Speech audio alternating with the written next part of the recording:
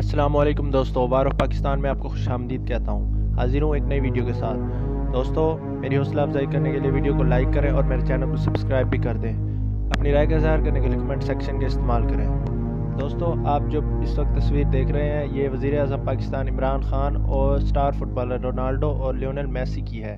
दोस्तों, ये तस्वीर पिछले दिनों फेसबुक पर वायरल हुई।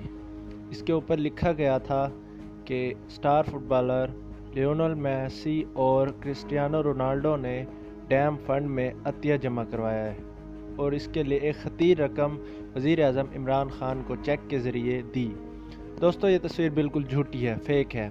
आप इसके साथ अब नई तस्वीर देख रहे हैं जिसमें यूएई के सफ़ीर वज़ीर आज़म इमरान खान को बहुत सारी रकम दे रहे थे, जबकि उसको फ़ोटोशॉप के ज़रिए तब्दील करके एक नई तस्वीर लगा दी गई जिसमें स्टार फुटबॉलर रोनाल्डो और क्रिस्टियानो रोनाल्डो के साथ लियोनेल मेसी को भी साथ लगा लिया गया।